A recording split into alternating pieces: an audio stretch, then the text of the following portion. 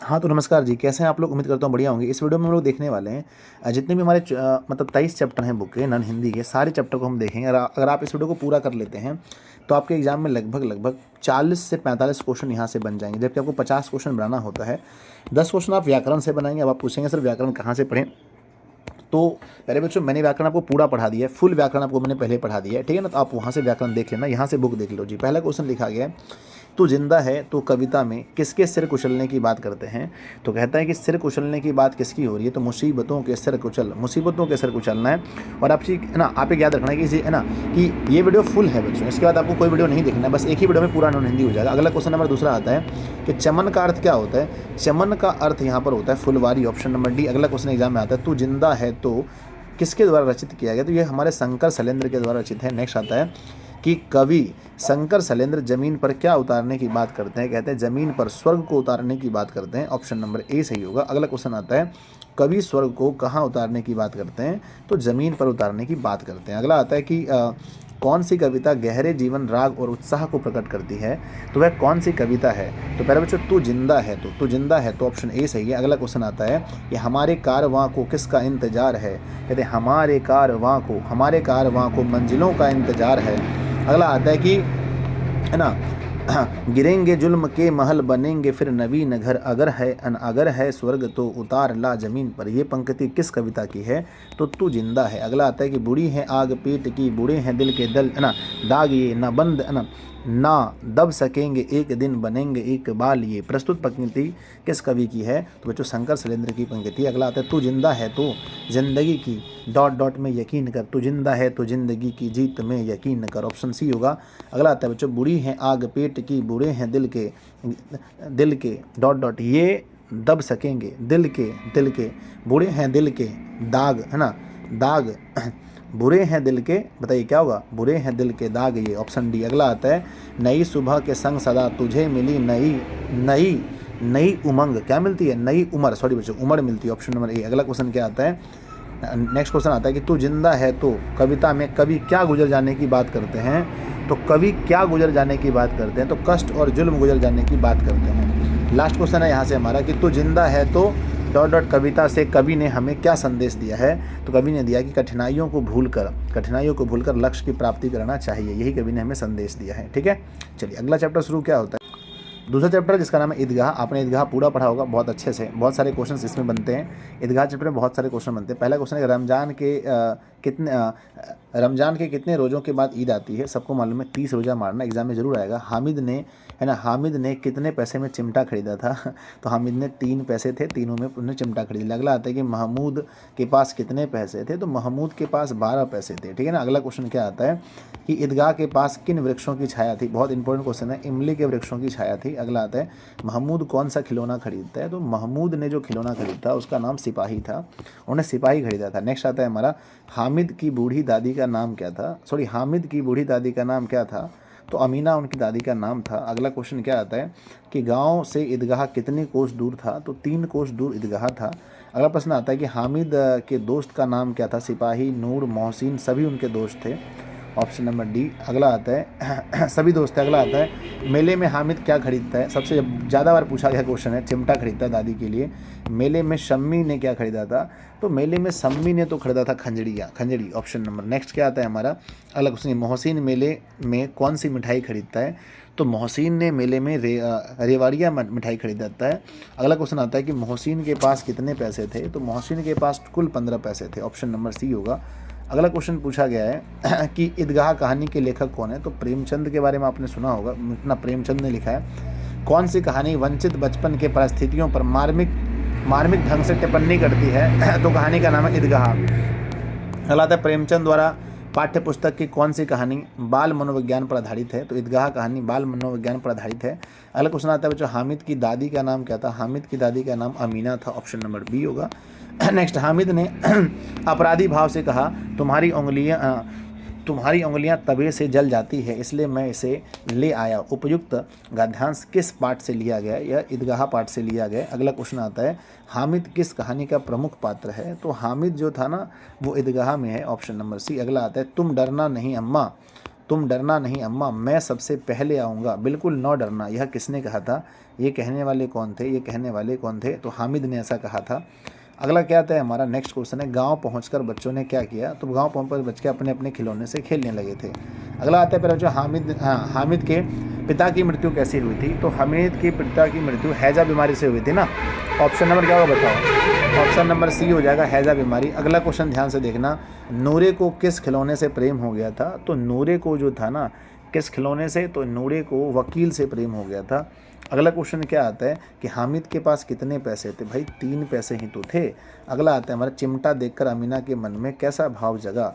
तो स्नेह के अतिरेक से मन गदगद हो गया था उसका। ठीक है ना। चलो नेक्स्ट जी, तो इसको आप एक बार दोबारा देख लेना। अगला क्वेश्चन, अगला चैप्टर शुरू होता है तीसरा नंबर। कुल इसमें 19 क्वेश्चन है। तीसरा नंबर चैप्टर कर्मवीर है ना। चिलचिलाती धूप को जो चांदनी देवे बना, किस कविता की पंक्ति है? तो पहले जो चांदनी कौन बनाते हैं? कर्मवीर लोग बना देते हैं। ऑप्शन नंबर डी होगा। अगला आता है कि कर्मवीर पर्वतों को काट कर क्या बना देते हैं? कर्मवीर पर्वतों को काट कर भी सड़क बना देते हैं। ऑप्शन बी मारना। अगला क्वेश्चन क्या आता है कि सब जगह सब काल में कौन फले फूले मिलते हैं? तो जो कर्मवीर लोग हैं, दानवीर नहीं बच्चों, कर्मवीर। Option C, sorry. अगला आता है कर्मवीर चिलचिलाती धूप को क्या बनाते हैं? चिलचिलाती धूप को चांदनी देवे बना। अगला क्वेश्चन क्या आता है, कर्म के प्रति निष्ठा ही व्यक्ति की निर्धारण करती है। तो कर्म के प्रति निष्ठा ही व्यक्ति की सफलता निर्धारित करती है। अगला प्रश्न क्या आता है कि वीर भीड़ में क्या नहीं दिखाते हैं? वीर जो होते हैं ना, जो वीर लोग होते हैं, भीड़ में चंचलता नहीं दिखाते। अगला आता है कर्मवीर कांच को क्या दिखा देते हैं? कर्मवीर कांच को क्या दिखा देते हैं? तो कर्मवीर जो लोग होते हैं कांच को क्या दिखा देते हैं, क्या बना देते हैं, ये होना चाहिए। कांच को क्या बना देते हैं?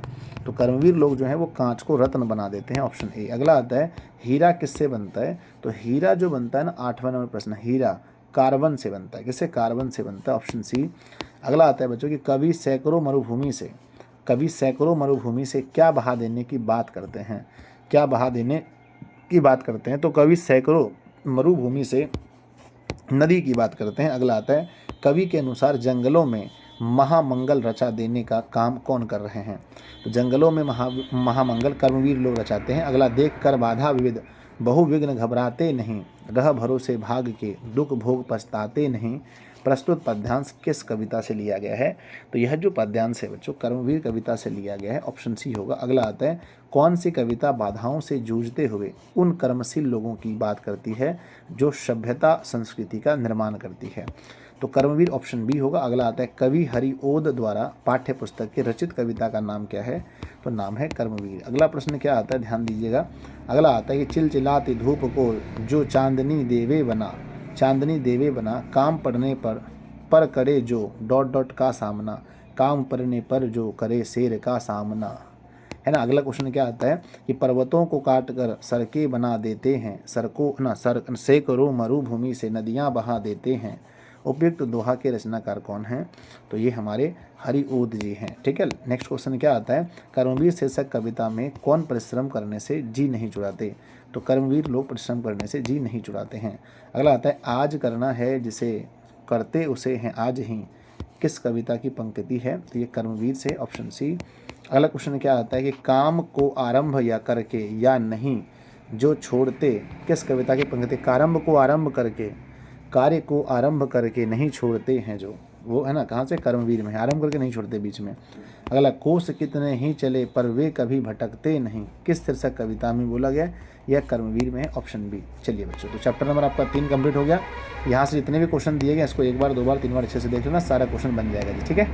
अगला चैप्टर नंबर 4 होता है बाल गोविंद भगत। क्वेश्चन है हमारा कि कबीर को साहब मानने वाला पात्र कौन है? बाल गोविंद भगत साहब मानते थे। अगला आता है बाल गोविंद भगत की प्रतिभाएं कार्तिक से शुरू होकर किस महीने तक चलती थी?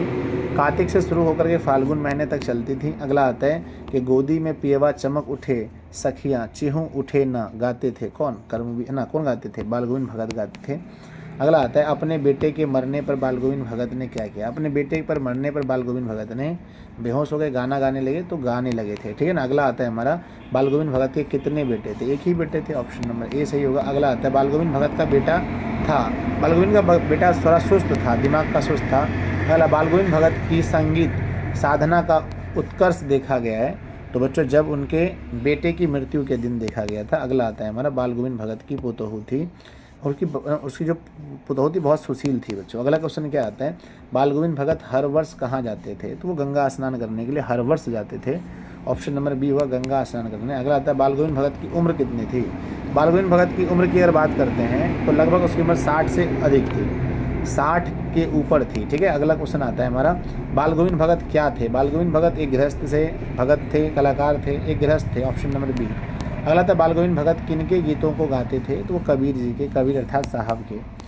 बाल गोविंद भगत ने अपने बेटों को आग किससे दिलाई थी? तो अपनी बहू से, अपनी पोतोहू से। Option number C. अगला आता है बाल गोविंद भगत किस विधा की रचना है? तो बाल गोविंद भगत अगर आप देखेंगे तो ये हमारा रेखा चित्र है। ऑप्शन नंबर सी होगा। अगला क्वेश्चन देखिए, बाल गोविंद भगत की प्रतिभाएं कब शुरू होती है ना? बाल गोविंद भगत की प्रतिभाएं प्रभातियाँ कब शुरू होती थी? तो उनकी शुरू हो जाती थी कार्तिक के महीने में और चलती थी फाल्गुन तक। अगला आता है बच्चों, गर्मियों में बाल गोविंद भगत की संज्ञा उमस भरी शाम को भी डॉट डॉट कर देती थी, उमस भरी शाम को भी वह शीतल कर देती थी। Option C. अगला आता है, जो कुछ खेत में पैदा होता सिर पर लाद कर पहले बाल गोविंद भगत कहाँ ले जाते थे? तो कबीर के दरबार में, साहब के दरबार में। तो वह साहब के दरबार ले जाते थे। अगला क्वेश्चन क्या आता है, बाल गोविंद भगत रेखा चित्र के रचनाकार कौन है? तो बाल गोविंद भगत के अगर आप देखेंगे तो इसके रचनाकार कौन है? राम वृक्ष बेनीपुरी। ऑप्शन डी आता है। अगला आता है, जारे में बाल गोविंद भगत किस रंग की कमली ऊपर से ओढ़ लेते थे? तो झाड़ी में वो क्या करते थे? काले रंग की कमली को ओढ़ लेते थे। Option D. अगला क्या आता है, बाल गोविंद भगत पुत्र की मृत्यु के बाद पुतोहू को रोने के बदले क्या करने के लिए कहते थे? रोने के बदले खुशी मनाने के लिए, उत्सव मनाने के लिए कहते थे। क्या कहते थे? तो रोने के बदले क्या कहते थे? गाने के लिए कहते थे, गाने को कहते थे। अगला क्वेश्चन क्या आता है, बाल गोविंद भगत ने पुतोहू को किसके साथ भेज दिया? तो उसके भाई के साथ भेज दिया था। अगला आता है बच्चों कि बेटे के क्रियाकर्म के बाद बाल गोविंद भगत पुतोहू को कहाँ भेज दिए थे? तो भाई के से ना, चाची के मायके भेज दिया था। ठीक है, अगला क्वेश्चन आता है, बाल गोविंद भगत सिर पर क्या पहनते थे? सिर पर कबीरपंथी की जैसी है ना कनपट्टी टोपी पहनते थे। ठीक है, चलिए आपका समाप्त हो गया चैप्टर नंबर 4। अब स्टार्ट होगा 5वां नंबर चैप्टर।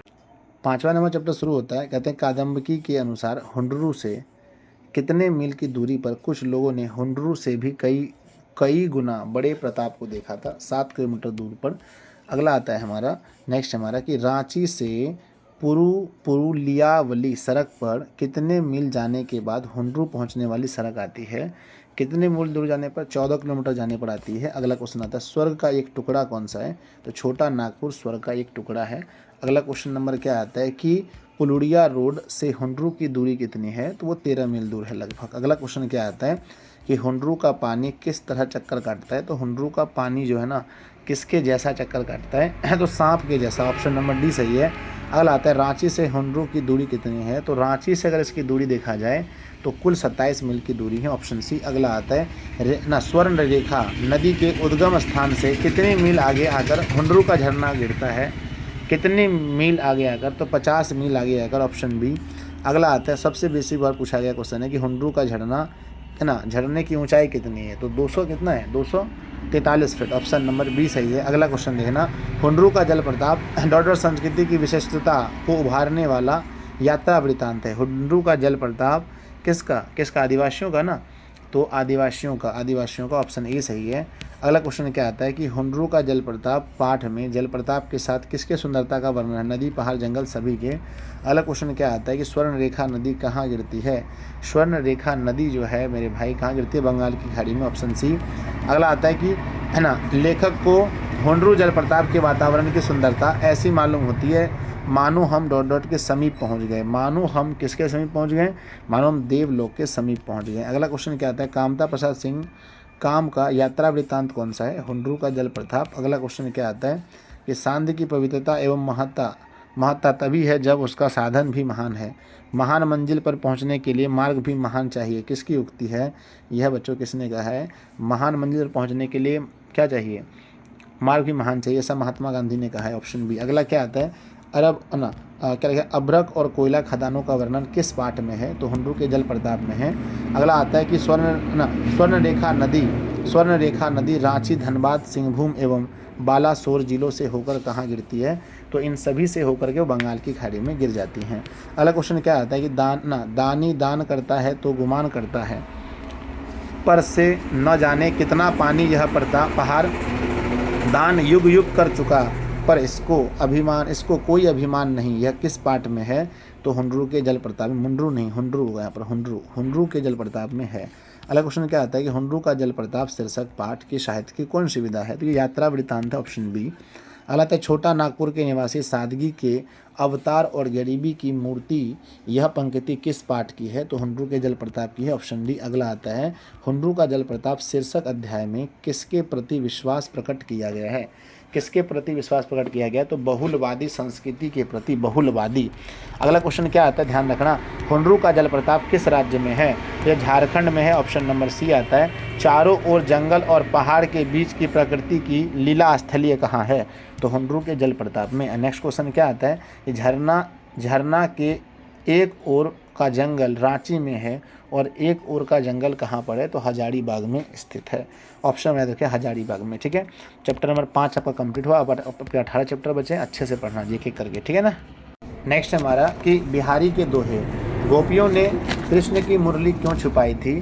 तो आंसर है बातचीत करने के लिए, ऑप्शन नंबर सी होगा। अगला क्वेश्चन देखना जी कि बदतरस लालच लाल की मुरली धड़ी लुकाए, काव्य पंक्ति किसकी है? तो बिहारी की है, ऑप्शन नंबर बिहारी के दोहे। अगला आता है रीतिकाल प्रसिद्ध कवि कौन है? तो रीतिकाल प्रसिद्ध कवि बिहारी हैं। अगला क्वेश्चन क्या आता है हमारा कि किसके बगैर व्यक्ति बड़ा नहीं हो सकता है? तो व्यक्ति गुण के बगैर कभी बड़ा नहीं हो सकता। अगला क्वेश्चन क्या आता है कि बिहारी के अनुसार भगवान कैसे प्रसन्न होते हैं? तो सच्चाई से प्रसन्न होते हैं, याद रखिएगा। नेक्स्ट क्वेश्चन क्या आता है, देव जो देता है उसे क्या करने के लिए बिहारी कह रहे हैं? देव जो देता है उसे स्वीकार करने के लिए कहते हैं। अगला क्वेश्चन क्या आता है कि मेरी भव बाधा हरो राधा नागरी सोई, यह पंक्ति कहाँ से है? तो यह पंक्ति बिहारी लीला से है। अगला आता है हमारा बिहारी के अनुसार मनुष्य किसके बिना बड़ा नहीं हो सकता? गुण के बिना बड़ा नहीं हो सकता। अगला आता है बिहारी किस काल से श्रृंगारिक कवि हैं? किस काल के श्रृंगारिक कवि हैं? तो रीतिकाल कह सकते हैं, ऑप्शन नंबर सी। अगला आता है बिहारी के दोहे शीर्षक कविता में किस तरह के दोहे शामिल हैं? बिहारी के दोहे शीर्षक कविता में भक्ति, प्रेम, नातिप्रक सभी हैं, ऑप्शन नंबर डी होंगे। अगला आता है मेरी भव बाधा धरो राधा नागरी सोई, जातन की साई पड़े श्यामू हरित दुती होए। इस दोहे में बिहारी किनकी महिमा का गुणगान करते हैं? तो इस दोहे में वो राधा के महिमा का गुणगान करते हैं। कबीर नर के मन की तुलना किससे करते हैं? तो कबीर नर के मन की तुलना नल के जल से करते हैं। इंपॉर्टेंट क्वेश्चन है, देख लीजिएगा, है ना। सोह करे भोहनु हंसे, कवि किससे संबंध में कहते हैं कि सोह करे भोहनु हंसे, ये किसके बारे में कहते हैं? तो ये गोपियों के बारे में कहते हैं। अगला, जप माला छपे तिलक सरे न रखो कामू, मन कांचे नाचे वृथा सांचे राचे रामू। प्रस्तुत दोहा किसकी है? तो यह किसकी दोहा है? बिहारी के दोहे हैं। नेक्स्ट क्वेश्चन आता है कि क्या लिखा है, धीरद सांस न लेहूँ दुख सुख ही भूला, दई क्यों करतू है दई तू सु कबूला। यहाँ पर लिखा है कि धीरद सांस न लेहूँ दुख सुख साई बढ़ेगा यहाँ पर, साई ही न भूला। अगला आता है कि बड़े न होजे गुनह बिनु, बिरद बराई पाए, कहत धतूरे सोय कनक, गहनो बढ़यो न जाए, है ना। यानी गुण के बिना बड़ा नहीं हो सकता। यह पंक्ति किसके हैं? तो बिहारी के दोहे हैं। अगला आता है कि कनक शब्द का प्रयोग किन किन अर्थों में बिहारी के दोहे में किया गया है? तो कनक शब्द का जो प्रयोग है, कनक शब्द का प्रयोग धतूरा और सोना के रूप में किया गया है, ऑप्शन नंबर बी होगा। अगला आता है कि बिहारी के दोहे में कितने तरह के दोहे शामिल हैं? तो बिहारी के दोहे अगर आप पढ़ेंगे तो वहाँ पर 2 तरह के दोहे आपको देखने को मिलेंगे। अगला आता है बिहारी के दोहे में कनक शब्द का प्रयोग किन किन अर्थों में हुआ? धतूरा और सोना पहले भी हो चुका है। अगला धीरद सांस न लेहूँ देखूँ, सुख साई ही न भूल, किस कविता की पंक्ति है? तो यह प्यारे बच्चों बिहारी के दोहे की पंक्ति है। अगला 21 नंबर क्वेश्चन आता है कि बिहारी के दोहे शीर्षक कविता में बिहारी किससे अपनी शारीरिक बाधाओं को दूर करने की प्रार्थना करते हैं? तो कृष्ण प्रिया राधा से कहते हैं कि हमारी शारीरिक बाधाओं को हरो, ठीक है ना। तो चैप्टर आपका 6 आपका कंप्लीट हो गया। आइए 7वां स्टार्ट करते हैं, इसका नाम है ठेस बच्चों। ठेस में कहते हैं काकी की सबसे छोटी लड़की का नाम क्या था? काकी की सबसे छोटी लड़की का नाम मानू था, ऑप्शन नंबर ए ना। इस चैप्टर से खूब क्वेश्चन आता है। अगला आता है सिरचन को घी की डाड़ी के साथ क्या पसंद था? तो सिरचन को घी की डाड़ी के साथ चूड़ा खाना बहुत पसंद था। अगला आता है कि दूसरे दिन किसकी पहली पंक्ति में 7 तारे जगमगा उठे थे? तो किसके? तो कहते हैं क्षत्रिय निसर पर नहीं ना, सिल्लट पाटी नहीं, 3 नंबर का चिक चिक चिक के, ऑप्शन नंबर सी। अगला आता है कि मंझली भाभी सिरचंद के सूप में क्या फेंक कर चली गई, तो रसगुल्ला नहीं बुनिया फेंक कर चली गई, याद होगा आपको। अगला आता है हमारा, सिरचंद ने किसे बेपानी कर दिया, सिरचंद ने किसे बेपानी किया था, पंचानन चौधरी के छोटे लड़के को बेपानी कर दिया था। अगला क्वेश्चन क्या आता है कि सिरचंद जाति का क्या था, सिरचंद डॉट डॉट जाति का क्या था, कारीगर था क्या, सिरचंद जाति का कारीगर था, ऑप्शन नंबर डी होगा। अगला क्वेश्चन आता है, सिरचंद को लोग समझते थे, लोग उसे क्या समझते थे, चटोर, बहादुर, बेईमान, नेता, नहीं चटोर समझते थे। ठेस कहानी का पात्र कौन है, सिरचंद ठेस कहानी का पात्र है। कविता कौन सी नहीं है, तो सेना, तो हमारे वो ठेस हमारी कविता नहीं है। अगला आता है कि मिथिलांचल को लोक सांस्कृतिक का प्रभावी वर्णन है, मिथिलांचल के बारे में ठेस में बोला गया, ऑप्शन ए। अगला आता है, ठेस कहानी में कहाँ की लोक संस्कृति का प्रभावी वर्णन है, मिथिलांचल का, ऑप्शन बी। अगला आता है, ठेस कहानी के लेखक कौन है, ठेस कहानी के लेखक कौन है, तो Phanishwar Renu, option number A सही होगा। अगला क्वेश्चन था, ठेस कहानी किसके मन में विशेषताओं का मार्मिक वर्णन करती है, किसके मन में, तो मानू दीदी के मन में या कलाकार के मन में, किसके मन में, तो कहते हैं कि कलाकार के। नेक्स्ट क्वेश्चन क्या आता है, 14 नंबर क्वेश्चन, कि क्या समझाने में ठेस कहानी की महत्वपूर्ण योगदान है, क्या समझाने में, तो प्यारे बच्चों उपयुक्त सभी को समझाने में, श्रम के प्रति सम्मान की भावना को सबको समझाने में। अगला क्वेश्चन आता है कि मोहर छाप वाली धोती का दाम सिरचंद को कौन देने लगी थी, तो मोहर छाप वाली धोती का नाम है ना मानू दीदी देने लगी थी, लेकिन उन्होंने नहीं लिया था। अगला क्वेश्चन क्या आता है, सिरचंद को पान का बीरा किसने दिया था, तो पान का बीरा जो सिरचंद को खाने के लिए दिया था मानू दीदी नहीं दिया था, ऑप्शन नंबर डी। अगला आता है ना, मोहर छाप वाली धोती कितने में आती है, तो 8 रुपये में आती है। उसको कह रहे थे ठेस क्या है, ठेस एक कहानी है, ऑप्शन नंबर ए सही है। अगला आता है कि सिरचंद स्टेशन पर मानव दीदी को क्या देता है, चेक देता है, सेल पार्टी, सब कुछ देता था, ऑप्शन डी। अगला क्वेश्चन क्या आता है कि फणीश्वर रेणु की कहानी कौन सी है, तो ठेस कहानी उसी की है। अगला क्वेश्चन आता है कि खेती बाड़ी के समय गाँव के किसान किसकी गिनती नहीं करते थे, तो सिरचंद की गिनती नहीं करते थे। अगला आता है तुम्हारी भाभी नाखून से खाट कर तरकारी परोसती है, ऐसा कौन बोलता था, सिरचंद कह रहा था। अगला आता है, आज नैनो मत रही थी तो तुम्हारी याद आ गई, ऐसा किसने बोला था, तो लेखक की माँ ने ऐसा बोला था, ऑप्शन ए सही है। अगला आता है, पंचानन चौधरी किस टोली के थे, पंचानन चौधरी जो थे वो किस टोली के थे, तो कहते हैं ब्राह्मण टोली के थे, उसके बेटे को उन्होंने खूब डांटा था। सिरचंद को बुलाने से पहले लेखक किसे पूछने लेता था, तो बुलाने से पहले माँ से पूछता था। अगला आता है कि किसकी मरैया के पास बड़े बड़े बालू लोगों की सवारियां बांध रहे थी, किसकी मरैया के पास, तो सिरचंद के मरैया के पास। अगला आता है कि किसकी विदाई होने लगी थी, तो लेखक की दीदी नहीं, लेखक की छोटी बहन किसकी विदाई होने लगी थी बताइए, तो लेखक की छोटी बहन की विदाई होने लगी थी। अगला आता है, पहले जैसा जानती कि मोहर छाप वाली धोती देने से ही अच्छी चीख बनती है, तो भैया को खबर दे देते, ऐसा किसने बोला था, ऐसा कहती मंझली भाभी ने। अगला क्वेश्चन लास्ट वाला है कि ठेस शीर्षक कहानी में कौन दौड़ते हुए प्लेटफॉर्म पर आया था, तो सिरचंद दौड़ करके मानव दीदी से मिलने कहाँ आया था, प्लेटफॉर्म पर आया था। हम उम्मीद करते हैं आपने बहुत बढ़िया किया होगा, पूरा चैप्टर देखेंगे, भी 7 हुआ है, अभी 8वां चैप्टर स्टार्ट होगा। खूब बढ़िया कविता है, लब पे आती हैं दुआ बन के तबन्ना मेरी, बच्चे की दुआ क्या है, एक प्रार्थना गीत है, ऑप्शन ए सही होगा। अगला क्वेश्चन क्या आता है कि बच्चों नेक का अर्थ क्या होता है, नेक का अर्थ अच्छा होता है। नेक्स्ट क्वेश्चन क्या आता है कि बच्चों दर्दमंद और वंचितों की हिफाजत का संकल्प निहित है किसमें, तो बच्चे की दुआ में। अगला क्वेश्चन क्या आता है हमारा कि मोहम्मद इकबाल अपने दम पर किसको अंधेरा दूर करना चाहते हैं, कहते हैं दुनिया के अंधेरों को मिटाकर। नेक्स्ट आता है कि है ना इफ्ज का अर्थ क्या होता है, इफ्ज का अर्थ होता है वृद्ध, क्या होता है, वृद्ध होता है। अगला क्वेश्चन आता है कवि अल्लाह से किस चीज़ को बचाने की बात करते हैं, अल्लाह, बुराई से बचाना मुझको। अगला इस कविता के रचयिता कौन है, इस कविता Mohammad Iqbal, option number D. Next आता है मेरे अल्लाह बुराई से बचाना मुझको, नेक जो राह हो उस पर चलाना मुझको। नेक्स्ट क्या आता है कि खुद को बुराई से बचाकर नेक राह पर चलने की दुआ किस कविता में कहा गया है, तो बच्चे की दुआ में। नेक्स्ट क्या आता है कि बच्चे की दुआ कविता में कवि किन चीज़ों की चाह रखता है, तो दुनिया को अंधेरे से मिटाने की, हमारे दम से वतन की सुंदरता बढ़ने, सब कुछ। Option number D. अगला आता है कि हो मेरे दम से यूं ही मेरे वतन की जीनत, जिस तरह फूल से होती चमन की जीनत। दोहा जीनत का अर्थ क्या होता है, जीनत का अर्थ होता है शोभा, option number B. Next question क्या आता है मेरे अल्लाह बुराई से बचाना मुझको, नेक जो रहा हो उसी पर चलाना मुझको, दोहा कविता की है। बच्चे की दुआ से लिया गया। अगला क्वेश्चन आता है, जिंदगी ही मेरी परवान की सूरत या रब पंक्ति किस कविता की है? बच्चे की दुआ। लास्ट क्वेश्चन है कि हर दुनिया का मेरे दम से अंधेरा हो जाए, अंधेरा न, हर दुनिया का मेरे दम से अंधेरा हो जाए, यह पंक्ति किसकी है? तो यह बच्चे की दुआ की है। ठीक है, हम उम्मीद करते हैं आपने पूरा सही किया होगा। अब आइए स्टार्ट करते हैं नाम चैप्टर का। एकांकी वंशीधर प्रेरणा। अगला, अशोक का शस्त्र त्याग। बहुत इंपॉर्टेंट क्वेश्चन है, यहाँ से बहुत क्वेश्चन बनते हैं अशोक के शस्त्र त्याग से। अशोक के बारे में कहते हैं बच्चों, स्त्रियां भी निहत्थे पर वार नहीं करती, ऐसा किस पाठ से लिया गया है? अशोक का शस्त्र त्याग में। अगला क्वेश्चन है ना कि बुद्धम शरणम गच्छामि, ऐसा किसने बोला था? तो बच्चों अशोक जो है कलिंग युद्ध के बाद बुद्ध की शरण में चले गए थे। अशोक होगा, अकबर नहीं, Ashok. Option number B. Next question है, क्या आता है कि कितने साल के युद्ध के बाद भी कलिंग को नहीं जीता सका? तो कहते हैं कि लगातार, प्यारे बच्चों, 4 साल के बाद भी नहीं जीता जा सका। Option number D. अगला क्वेश्चन क्या आता है कि स्वयं पकड़ में आने का अर्थ होता है आत्मसमर्पण। आत्मसमर्पण ऑप्शन बी सही है।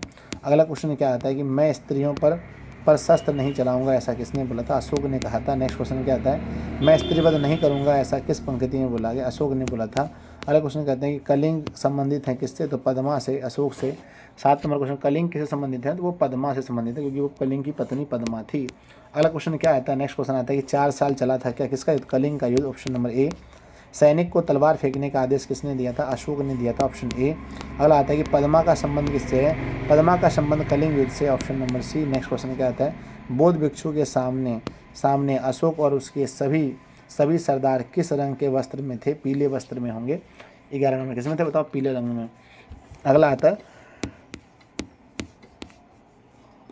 कलिंग दुर्ग खुलने पर किसकी सेना बाहर निकली? कलिंग दुर्ग खुलने पर स्त्रियों की सेना बाहर निकली थी। नेक्स्ट क्वेश्चन आता है, अपने पाठ्य पुस्तक में वंशीधर श्रीवास्तव द्वारा लिखित एकांकी कौन सा है? अशोक के शस्त्र त्याग। नेक्स्ट क्वेश्चन आता है कि पद्मा कौन थी? तो वह कलिंग की रानी थी। ऑप्शन नंबर सी। कलिंग की रानी होगी। Option number C. अगला आता है, अशोक का शस्त्र त्याग गद्य की कौन सी विधा है? तो यह एकांकी है। Option number A. जब नाटक छोटा हो तो उसे एकांकी कहते हैं। सम्राट अशोक किसके सामने तलवार नीचे फेंक देते हैं? तो पद्मा के सामने। Option number C. अगला आता है, जिस सेना ने तुम्हारे पिता, भाई, पुत्र और पति की हत्या की है वह तुम्हारे सामने खड़ी है, इसका है ना किसका कथन था? ये पद्मा ने कहा था। अगला क्वेश्चन आता है, अशोक का शस्त्र त्याग एकांकी किसकी रचना है? ये अशोक के वंशीधर श्रीवास्तव का है। नेक्स्ट क्वेश्चन क्या आता है, अशोक कलिंग की राजकुमारी पद्मा पर शस्त्र नहीं चलाते हैं क्योंकि वह राजकुमारी थी, क्योंकि वह स्त्री थी, कमजोर थी, क्योंकि वह स्त्री थी। Option number B. Next question क्या आता है, अहिंसा के पक्ष में अपने कथानक का मार्मिक विकास करती है अहिंसा के रूप में अशोक के शस्त्र त्याग। अगला आता है, अशोक का शस्त्र त्याग शीर्षक पाठ में किसने कहा, जब तक मेरे शरीर में प्राण रहेंगे अहिंसा ही मेरा धर्म होगा? तो सम्राट अशोक ने ऐसा बोला। अगला क्वेश्चन आता है, शास्त्र त्याग के बाद अशोक ने कौन सा धर्म अपनाया? तो उन्होंने बौद्ध धर्म को अपना लिया। नेक्स्ट क्वेश्चन क्या आता है, अशोक ने किस युद्ध से शस्त्र त्याग कर दिया? तो उन्होंने किस युद्ध? कलिंग युद्ध से। Option B. अगला क्वेश्चन आता है, अशोक ने बौद्ध भिक्षु के सामने किस प्रकार की प्रतिज्ञा ली? तो उन्होंने प्रतिज्ञा ली कि अहिंसा ही मेरा धर्म होगा। अगला क्वेश्चन क्या आता है, अशोक का शस्त्र त्याग शीर्षक पाठ में मगध के सैनिक के शिविर कहाँ लगे थे? मगध के सैनिक के शिविर लगे थे कहाँ पर? तो कहते हैं मैदान में लगे थे। ऑप्शन नंबर सी सही है। ये हमारा बहुत लॉन्ग चैप्टर है। नाम ईर्ष्या तू ना गई मेरे से। ईर्ष्या का काम क्या होता है? ईर्ष्या का काम होता है जलाना। नेक्स्ट क्वेश्चन क्या आता है, ईर्ष्यालु व्यक्ति आनंद नहीं उठा पाता है किसके? ईर्ष्यालु व्यक्ति जो उसके पास है, मौजूद है, उसका आनंद नहीं उठा सकता। नेक्स्ट आता है कि चिंता को लोग क्या कहते हैं? चिंता को लोग चिता कहते हैं। ऑप्शन ए सही होगा। अगला आता है, पहले जो ईर्ष्या को क्या कहा गया? ईर्ष्या को ना क्या कहा? अभिशाप कहा गया है। अभिशाप। ऑप्शन नंबर बी होगा। अगला क्वेश्चन क्या लिखा गया है कि दिनकर किस रचनाकार के नाम से जुड़ा है? तो दिनकर का जो नाम है वो हमारे किससे जुड़ा है? दिनकर किस रचनाकाल से जुड़ा है? दिनकर किस रचनाकाल से जुड़ा है? दिनकर किस रचनाकार के नाम से जुड़ा है? वो रामधारी सिंह दिनकर। नेक्स्ट आता है बी। अगला क्वेश्चन लिखा गया है, किसके विभव की वृद्धि से वकील साहब का कलेजा फटता है? किसके विभव नहीं, वैभव की वृद्धि से वकील साहब का कलेजा फटता है? तो कहते हैं जो बीमा एजेंट है उसके कारण से उसका कलेजा फट रहा है। पढ़े होंगे आप, है ना। कहते हैं कि नेपोलियन भी स्पर्धा करता था। नेपोलियन जो थे वो भी स्पर्धा करते थे सीजर से। किसे? सीजर से करते थे। अगला क्वेश्चन आता है कि हमें नहीं देना चाहिए क्या? हमें नहीं होना चाहिए, ईर्ष्यालु नहीं होना चाहिए। अगला आता है कि निंदा है। निंदा क्या ईर्ष्यालु की कौन है बताओ? तो निंदा जो है ईर्ष्यालु की बड़ी बेटी का नाम है ना, बड़ी बेटी का नाम है निंदा जो है ना वो ईर्ष्यालु की बड़ी बेटी का नाम है। नेक्स्ट क्वेश्चन क्या आता है, वकील साहब क्या है, बड़े ईर्ष्यालु हैं, ऑप्शन ए। अगला आता है मना, मूल रूप से रामधारी सिंह दिनकर क्या है, उपन्यासकार हैं, निबंधकार हैं, क्या है, तो मूल रूप से वो कवि हैं, option number D. Next question क्या आता है, तुम्हारी निंदा वही करेगा जिसका तुमसे भलाई की है, जिसकी तुमने भलाई की है, यह पंक्ति किसकी है, तो दिनकर की है, ऑप्शन सी। अगला आता है ना, यार ये तो बाजार की मक्खियाँ हैं जो अकारण हमारे चारों ओर भिनभिनाती है, यह पंक्ति किसकी है, यह पंक्ति प्यारे बच्चों, यार ये तो बाजार की मक्खियाँ हैं जो अकारण हमारे चारों ओर भिनभिनाती रहती हैं, यह पंक्ति किसका है, नित्से की पंक्ति, ऑप्शन सी। अगला होता है, रामधारी सिंह दिनकर का जन्म कहाँ हुआ था, बिहार के बेगूसराय में, सबको याद है, बिहार के बेगूसराय में, ऑप्शन सी होगा। अगला क्वेश्चन देखते हैं, लेखक के अनुसार निंदा की माँ कौन है, निंदा की माँ ने ईर्ष्या, कौन है, निंदा की माँ पूछा गया कौन है, तो माँ है ईर्ष्या, ऑप्शन नंबर ए सही है। अगला आता है हमारा, ईर्ष्या का संबंध है किससे, ईर्ष्या का संबंध है हमारे प्रगति प्रतिद्वंदी से, किससे, तो इसका संबंध है प्रतिद्वंदिता से। नेक्स्ट क्वेश्चन क्या आता है, ईर्ष्या सबसे पहले किसे जलाती है, तो जिसके हृदय में उसका जन्म होता है उसे, जिसके प्रति उसका जन्म नहीं, जिसके हृदय में जन्म होता है। अगला क्या, ईर्ष्या तू न गई मेरे मन से साहित्य की कौन सी विधा है, तो ईर्ष्या तू न गई मेरे मन से, यह साहित्य की विधा निबंध है, ऑप्शन नंबर बी होगा। अगला आता है, ईर्ष्या तू न गई मेरे मन से के रचयिता कौन है, इसके रचयिता है हमारे कौन, Ramdhari Singh Dinkar, option number A. अगला क्वेश्चन क्या आता है, ईर्ष्या तू न गई मेरे मन से पाठ में वकील साहब के बगल में कौन रहते हैं, तो वकील साहब के बगल में बीमा एजेंट वाले रहते हैं। अगला क्वेश्चन लिखा गया, रामधारी सिंह दिनकर के किस निबंध में जीवन के रोजमर्रा के व्यवहार पर टिप्पणी कहा गया है, तो ईर्ष्या तू न गई मेरे मन से। अगला क्वेश्चन क्या आता है कि तनावों को कम करने में व्यक्ति की अपनी खास योगदान होती है, व्यक्ति की अपनी कौन सी योगदान होती है, तो अपनी अंतरात्मा की योगदान होती है, ऑप्शन बी सही है। अगला क्वेश्चन आता है, सही संतुलित जीवन के प्रति एक दृष्टिकोण विकसित करने की सीख है, ईर्ष्या तू न गई मेरे मन से। अगला आता है कि बाजार की मक्खियों को छोड़कर एकांत की ओर भागो, यह किसने कहा था, ऐसा नित्से ने कहा था, ऑप्शन बी सही है। अगला आता है, ईर्ष्या तू न गई मेरे मन से शीर्षक पाठ में कहा गया है, जिसे किसी प्रचंड चिंता न पकड़ लिया उसे बेचारे की जिंदगी ही क्या होती है, खराब हो जाती है, ऑप्शन सी। अगला आता है, कवि ना किसी व्यक्ति के पतन का कारण क्या हो सकता है, गरीबी अमीरी सद्गुणों का हास उसका कारण होता है। अगला आता है, ईर्ष्या तू न गई मेरे मन से निबंध हृदय पर दंश के दाह को कौन भोगते हैं, हृदय पर दंश के दाह को ईर्ष्यालु व्यक्ति भोगते हैं, ऑप्शन नंबर सी। अगला आता है कि जब मनुष्य के हृदय में ईर्ष्या का उदय होता है तो क्या होता है, तब क्या होता है कि सामने का सूर्य उसे मध्यम सा दिखाई देने लगता है ना, मध्यम सा दिखाई देने लगता है।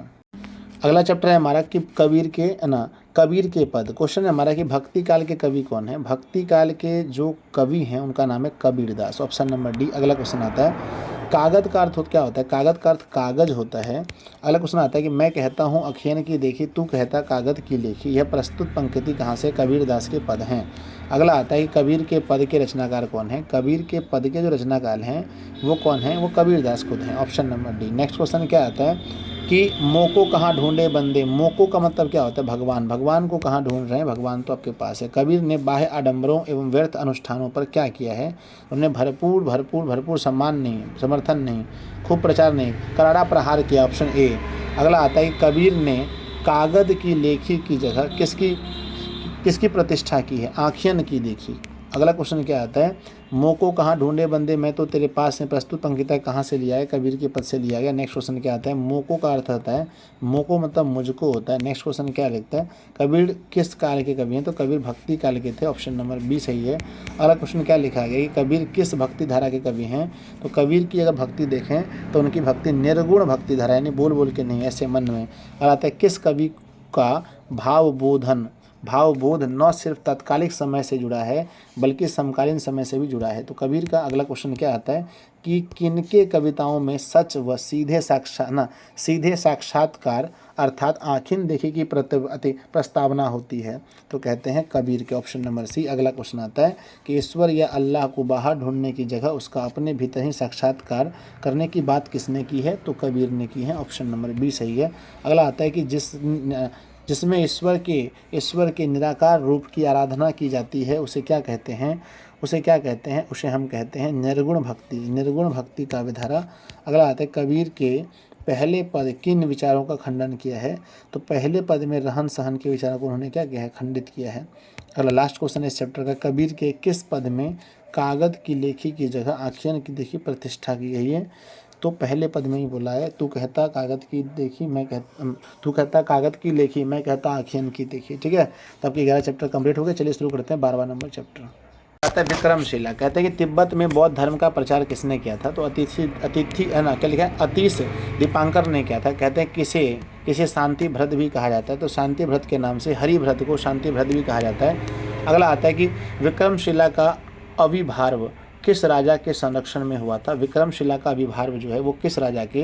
तो धर्मपाल के संरक्षण में, ऑप्शन सी। अगला आता है कि 10,000 छात्र और 1,000 अध्यापक कहाँ रहते थे? विक्रमशिला विश्वविद्यालय में। अगला आता है विक्रमशिला उत्कृष्ट शिक्षा का केंद्र बन गया था कब? तो कहते हैं 10वीं 11वीं सदी तक। अगला आता है हमारा कि विक्रमशिला विद्यालय में प्रथम कुलपति कौन रहे थे? तो प्रथम कुलपति जो थे विक्रमशिला विद्यालय में वो हरिभद्र रहे थे। ऑप्शन नंबर ए सही है। अगला क्वेश्चन क्या आता है? विक्रमशिला विद्यालय के प्रांगण में कितने विश्वविद्यालय थे? तो कितने विश्वविद्यालय उसके प्रांगण में थे? तो टोटल 6 विश्वविद्यालय उसके प्रांगण में थे। अगला क्या आता है कि विक्रमशिला में कितने अध्यापक रहते थे? तो 1000 अध्यापक, 1 नंबर, ऑप्शन नंबर बी होगा 1000। अगला आता है विक्रमशिला के प्रांगण में कितने महाविद्यालय शामिल थे? तो महाविद्यालय 6 थे। अगला क्वेश्चन क्या आता है? विक्रमशिला के पुरातात्विक खनन के दौरान भूमि स्पर्श मुद्रा में कितनी प्रतिमा की किसकी प्रतिमा प्राप्त हुई थी? तो भगवान बुद्ध की प्रतिमा प्राप्त हुई थी, प्रतिमा। अगला आता है आर्यभट्ट किस क्षेत्र में विश्व प्रसिद्ध है? तो आर्यभट्ट जो है वो खगोल विज्ञान में है। अगला क्वेश्चन क्या आता है? लामा संप्रदाय की शुरुआत किसने की थी? तो लामा संप्रदाय की शुरुआत करने वाले जो थे वो अतिशी दीपांकर थे। ऑप्शन नंबर बी होगा। अगला क्वेश्चन क्या आता है कि आधुनिक भागलपुर जिला किस प्राचीन महाजनपद का अंग है? तो वो अंग देश का था, है ना। भागलपुर किसका था? अंग देश का था, जिसके राजा कर्ण हुआ करते थे। अगला क्या लिखा गया है ना? विक्रमशिला का आविर्भाव किस राजवंश के काल में हुआ था? तो विक्रमशिला का आविर्भाव जो है वो पाल वंश के काल में हुआ था। ऑप्शन नंबर ए सही है। अगला आता है बच्चों कि विक्रमशिला का विकास किस शताब्दी में हुआ था? विक्रमशिला का विकास के बारे में कहा जाए तो 8वीं शताब्दी, ऑप्शन नंबर सी। नेक्स्ट क्या आता है? विक्रमशिला विश्वविद्यालय का सर्वनाश कब हुआ था? विक्रमशिला विश्वविद्यालय का जो सर्वनाश है वो हो गया था कब पता है? 13वीं सदी में। ऑप्शन नंबर आपका बी होगा 13वीं सदी में। अगला क्या आता है? विक्रमशिला साहित्य की कौन सी विधा है? तो विक्रमशिला जो है वो हमारे निबंध हैं। नेक्स्ट क्वेश्चन क्या आता है कि पुरातात्विक खनन में कितने फीट की भूमि स्पर्श मुद्रा में भगवान बुद्ध की प्रतिमा बनी है? कितने फुट भूमि में? तो 4.5 फीट भूमि में, 4.5 फीट, ऑप्शन नंबर सी। अगला क्या आता है? 10वीं 11वीं सदी तक पूर्वी एशिया का एक उत्कृष्ट विश्व केंद्र बन चुका है कौन? तो वो बन चुका है विक्रमशिला बन गया था। नेक्स्ट क्वेश्चन क्या लिखते हैं कि 13वीं सदी के आरंभ में किसके आक्रमण के कारण विक्रमशिला विश्वविद्यालय का ध्वंस हो गया था? किसने आक्रमण किया था इन पर? तो आक्रमण करने वाले कौन थे? तुर्कों ने आक्रमण किया था। ऑप्शन नंबर बी होगा। अगला क्वेश्चन क्या लिखा गया? भिक्षु वर्ग में रहने के बाद आचार्य क्या मानकर शिष्य को बौद्ध सिद्धांतों में परिचित कराते थे? पुत्रवत मानकर, अपना पुत्र मानकर। अगला आता है विक्रमशिला विश्वविद्यालय किस काल के शिक्षा का केंद्र है? तो विक्रमशिला जो था उस समय हमारे बौद्ध काल के समय का था। Option number B. अगला क्वेश्चन आता है 23वां लास्ट क्वेश्चन कि भारत की अस्मिता में अभेद कवच किसे माना जाता है? तो विक्रमशिला को माना जाता है। ऑप्शन नंबर ए सही है। ठीक है, अगला स्टार्ट होता है दीदी की डायरी। दीदी की डायरी बहुत इंपॉर्टेंट है। दीदी की डायरी कहते हैं संजू को डायरी लिखने की प्रेरणा किससे मिली थी? तो दीदी से मिली थी। अगला क्वेश्चन क्या आता है हमारा कि व्यक्ति को प्रत्येक दिन क्या लिखना चाहिए? तो डायरी लिखना चाहिए। नेक्स्ट क्वेश्चन क्या आता है कि सत्य के प्रयोग पुस्तक के रचयिता कौन है? तो महात्मा गांधी। सत्य का प्रयोग, ऑप्शन नंबर बी। नेक्स्ट क्या आता है? भैंस से दूध लेना या काशी दानकारी करवानी है, यह किसने बोला था? भैंस से दूध लेना, ऐसा मालिक ने बोला था। Option number B. अगला क्वेश्चन क्या आता है? संजू को डायरी लिखने की प्रेरणा किस महापुरुष से मिली थी? तो बापू से मिली थी। Option B. अगला क्वेश्चन क्या आता है? 8वीं कक्षा में कौन पढ़ती थी? संजू जो 8वीं में पढ़ती थी। नेक्स्ट क्वेश्चन क्या आता है? संजू पिकनिक मनाने के लिए कब गई थी? तो संजू पिकनिक मनाने के लिए वो डायरी के अनुसार से 3 जनवरी 97 को। ऑप्शन नंबर बी है। अगला आता है किताबें पढ़ने का शौक़ किसे था? संजू को बहुत शौक़ था किताब पढ़ने का। संजू किस सहेली के शादी में संजू की किस सहेली की शादी बचपन में ही हो गई थी? तो बचपन में ही नीलू की शादी हो गई थी। नीलू, ऑप्शन नंबर डी सही है। अगला क्वेश्चन क्या आता है? संजू ने दीदी की डायरी में जो पृष्ठ पढ़े वह किस महीने के थे? सारे के सारे प्यारे बच्चों जनवरी महीने के थे, ऑप्शन नंबर सी होगा। नेक्स्ट आता है संजू कैसी लड़की है? संजू हंसमुख लड़की है, ठीक है ना, हंसमुख लड़की है। अगला क्वेश्चन क्या आता है हमारा कि संजू को क्या पढ़ना अच्छा है? कविता, कहानी, वरना कॉमिक्स सब पढ़ना अच्छा है। अगला आता है संजू को उपहार में क्या मिला था? तो उपहार में किताबें मिलती थी, ऑप्शन बी। अगला क्वेश्चन क्या आता है हमारा कि तोतो चान किसकी रचना है? तो तोतो चान जो थी वो जापानी लड़की की रचना है, ऑप्शन नंबर बी होगा। अगला क्वेश्चन क्या आता है स्कूल में संजू किस चीज़ की तलाश करती थी? स्कूल में संजू हमेशा कहानी की पुस्तक, कविता की पुस्तक, कहानी की पुस्तक या कविता की पुस्तक? तो कहता है कविता की पुस्तक ढूंढती थी। अगला आता है बच्चों दीदी की डायरी साहित्य की कौन सी विधा है? तो यह कहानी है। अगला क्वेश्चन ध्यान से देखना, दीदी की डायरी शीर्षक पाठ में किसके जादू के करिश्मे को देख संजू मचल गई है? किसके जादू के करिश्मे को देखकर? तो दीदी के जादू के करिश्मे को देखकर। अगला क्या आता है कि दीदी की डायरी किसके द्वारा लिखी गई है? दीदी की डायरी लिखी गई है कामता प्रसाद, है ना, किसके द्वारा? सॉरी, संकलित है बच्चों, संकलित है ये यहीं से। अगला क्या आता है हमारा कि स्कूल जाने के लिए घर से निकली तब कौन छींका था? तो रिक्शा वाला छींका था, ऑप्शन नंबर बी आपका सही है। चलिए अगला चैप्टर आता है, नाम है इसका पीपल। पीपल शीर्षक कविता के केंद्र में क्या है? तो प्राचीन पीपल का वृक्ष है। अगला आता है हमारा कि कलम, क्या ना, कलम की कोमल डंठल को क्या कहते हैं? कमल की जो कोमल डंठल है उसे मृणाल बोला जाता है, ऑप्शन नंबर ए सही है। अगला क्वेश्चन आता है कि पावस की फुहार पड़ने पर किसके सितार बज उठते हैं? पावस की फुहार पड़ने पर पंछी के सितार उठते हैं। अगला क्वेश्चन क्या आता है कि पीपल के किस भाग में पंछी और गिलहरी के घर हैं? पीपल के किस भाग में? तो कोटर में, कोटर याद रखना, ऑप्शन सी। अगला क्या आता है कि जल के ऊपर उठता मृणाल, फुनंगी पर खिलता कमल, लाल पंक्ति कहाँ की है? तो पीपल की है। अगला क्वेश्चन क्या आता है कि छायावादी कविता है ना, उल्लेखनीय विशेषता क्या है? तो छायावादी जो कविता है उसकी विशेषता ये है कि यह कविता प्रकृति का चित्रण करती है, ऑप्शन नंबर ए। अगला क्वेश्चन आता है पीपल पाठ की कौन सी विधा है? तो पीपल अगर आप देखें तो कविता है, ऑप्शन नंबर आपका डी दिया गया। नेक्स्ट क्वेश्चन क्या आता है कवि के अनुसार पीपल के पत्ते का आकार कैसा है? तो पीपल के पत्ते का आकार पूछा जाए तो गोल है, ऑप्शन नंबर ए। अगला क्वेश्चन क्या आता है निर्झर के पास पीपल सुनता रहता कल कल छल छल, यह पंक्ति किसके द्वारा लिखा गया है? तो यह पंक्ति जो है वो गोपाल सिंह नेपाली के द्वारा लिखा गया, ऑप्शन ए। अगला क्वेश्चन क्या आता है पीपल किस ना कविता के रचयिता कौन है? पीपल कविता के जो रचयिता हैं वो कौन है? गोपाल सिंह नेपाली हैं। अगला क्वेश्चन क्या आता है पीपल के आसपास कौन कौन से पेड़ हैं? जामुन, इमली, करील सभी हैं, option number D. Next question क्या आता है प्राकृतिक चरित्र कविता की उल्लेख्य विशेषता क्या है? तो प्रकृति, क्या लिखा है? प्राकृतिक चरित्र, प्राकृतिक कविता जो है वो छायावादी हैं, ऑप्शन नंबर आपका सी सही है। अगला क्वेश्चन क्या आता है किसके पास खड़ा हो पीपल कल कल छल छल सुनता है? तो कहता है किसके पास खड़ा होकर के? तो पीपल निर्झर के पास खड़ा होकर के। अगला क्वेश्चन ध्यान से, ऊपर ऊपर विस्तृत नभ, नील नील नीचे वसुधा से नदी, झील, जामुन, तमाल, इमली, करील प्रस्तुत पंक्ति किस कविता की है? तो ये जो पंक्ति है प्यारे बच्चों पीपल से लिया गया, ऑप्शन नंबर सी। अगला क्वेश्चन आता है एक कवि के अनुसार पीपल के पत्ते हिलते रहते हैं। कवि के अनुसार जो है पीपल के पत्ते रह रह कर हिलते रहते हैं। अगला क्वेश्चन लिखा है गोपाल सिंह नेपाली की रचना कौन सी है? पीपल रचना है। नेक्स्ट क्वेश्चन आता है पीपल शीर्षक कविता में किसका वर्णन है? पीपल शीर्षक कविता में वन्य प्रांत के सौंदर्य का वर्णन है। नेक्स्ट क्वेश्चन क्या आता है पीपल कविता किससे हमारा आत्मीय परिचय करवाता है? तो पीपल जो है वो हमारा प्रकृति के विविध रूपों से हमारा वर्णन कराता है। नेक्स्ट आता है कि बुलबुल पंछी कब गाने लगती है? बड़ा इंपॉर्टेंट क्वेश्चन है, बुलबुल कब गाती है? तो वर्षा की फुहार पर, ऑप्शन नंबर ए। अगला क्वेश्चन क्या आता है कि निद्रा में ही तो होता प्रभात, कट जाती इस तरह रात, फिर वही बातें किस कविता की पंक्ति है? पीपल की पंक्ति है। चलिए अगला चैप्टर देखते हैं। नेक्स्ट हमारा दीनबंधु निराला, ठीक है ना। दीनबंधु निराला जो है ये बहुत बढ़िया है। आप लोग देखें तो ये जो बहुत अच्छी निबंध है, इसे एक व्यक्ति पर लिखा गया है। तो कहते हैं बच्चों कि दीनबंधु निराला जो थे उसकी नियुक्ति सबसे पहले कहाँ हुई थी? रामकृष्ण मिशन में। अगला आता है दीनबंधु निराला किसके नाम से जोड़ा जाएगा था? दीनबंधु निराला किसके नाम से जोड़ते हैं? निराला के नाम से जोड़ते हैं। नेक्स्ट क्वेश्चन क्या आता है कि कलकत्ता क्या है? कलकत्ता एक महानगर है, ऑप्शन नंबर बी आपका सही होगा। अगला क्वेश्चन क्या आता है इच्छा पूर्ति करने वाला काल्पनिक पेड़ को क्या कहते हैं? तो इच्छा पूर्ति करने वाला जो काल्पनिक पेड़ है उसी का नाम क्या था? कल्पतरु, ऑप्शन नंबर सी है ना। दमकती, दारिम, दसनावली किस पाठ से संकलित हैं? तो यह हमारे लिया गया दीनबंधु निराला से। अगला क्वेश्चन लिखा गया कि भागवत विभूतियाँ किन्हें खूब मिलती थीं? भगवत विभूतियाँ मिलती थी किसे?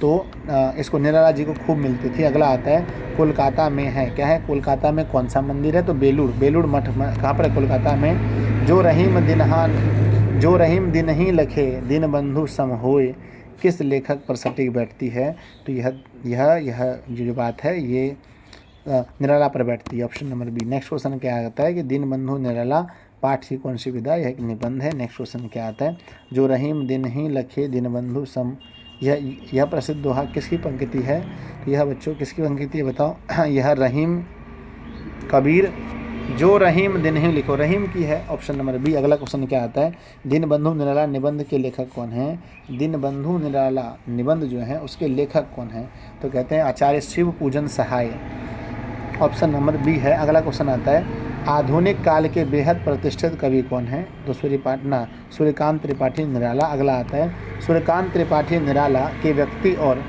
जीवन के अनेक अनछुए पहलुओं का उद्घाटन करता है कौन, उदाहरण करता है दीनबंधु, ऑप्शन नंबर बी होगा। नेक्स्ट क्वेश्चन क्या आता है कि किनका अधिकांश अवकाश काल दिनों की दुनिया में बीतता है, दिन मतलब गरीबों के साथ बीतता है, तो निराला, ऑप्शन नंबर ए। अगला आता है कि धन किनके पास अतिथियों के समान अल्प तक ही टिकती है, कुछ समय के लिए टिकती है, तो दीनबंधु निराला के पास। अगला आता है हमारा दीनबंधु निराला बंगीय समाज में किस तरह घुल मिल जाते थे, तो बंगीय समाज में दीनबंधु निराला जो थे वह दूध मिश्री की तरह घुल जाते थे। अगला क्वेश्चन क्या आता है, याचकों के लिए तो कल्पतरु थे ही, अपने मित्रों के लिए मुक्त हस्त दोस्त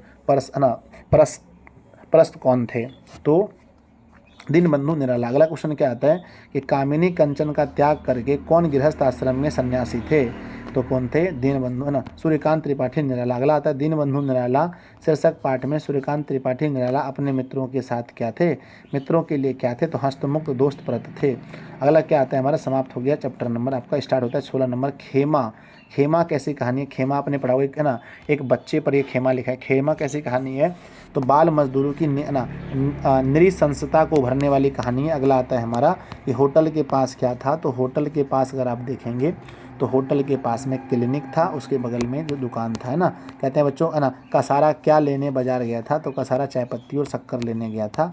अगला आता है ठीक है पर कसारा को उसके पैसे लौटाने होंगे, ऐसा किसने बोला था, ऐसा खेमा के पिता ने बोला था। अगला आता है कि नियति का अर्थ क्या होता है, नियति का अर्थ होता है भाग्य, ऑप्शन नंबर सी। अगला आता है खेमा शीर्षक कहानी के केंद्र में कौन है, तो बाल मजदूरी है, ऑप्शन नंबर सी। अगला आता है किस कारण से खेमा की पिटाई की गई थी, टेबल ना साफ करने पर, बर्तन न साफ करने पर, तो कहते हैं कि बर्तन न साफ करने पर खेमा की पिटाई हुई थी। अगला क्या आता है कि खेमा के पिता ने भरण पोषण के दायित्व से मुक्त होने के लिए कितने बेटों को बेचा था, 4 बेटों को बेच दिया था।